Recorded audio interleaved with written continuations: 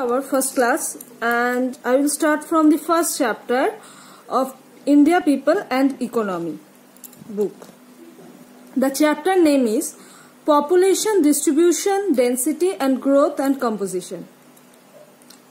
In this chapter, we will discuss the pattern, distribution, density, growth and composition of Indian population. Actually, the India is the second most populous country in the world, and the first most populous country is China.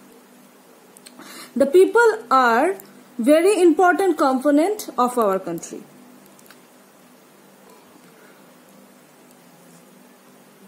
Its total population of 1,210 million according to 2011 census. India's population is larger than the total population of North America, South America and Australia put together. So, which is the second most populous country in the world? That is India. And which is the first most populous country? That is China. And the total population is 1,210 million people according to the census of 2011. More often, it is argued that such a large population invariably puts pressure on its limited resource, and it also creates many of social and economic problems in the country. So, first of all, what is census or sources of population data? Population data are collected through the census, operating held every 10 years in our country. The first population census in India was conducted in 1872, but it was regularly conducted on 1881. Distribution of population. Examine figure number 1.1, that is in your second page of your book, and you can get your books from ebook of NCERT ebook from Google. Try to describe the pattern and spatial distribution of population shown on it. Okay.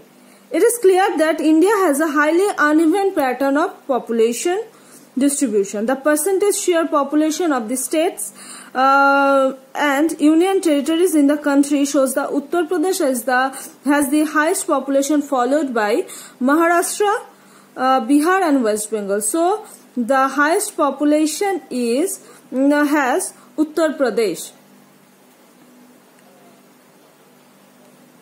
Now,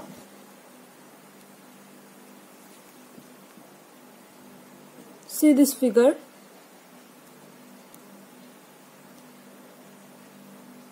In this figure, the total population distribution is shown.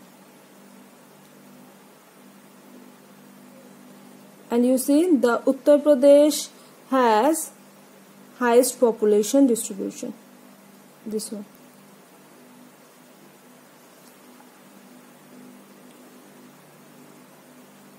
Okay.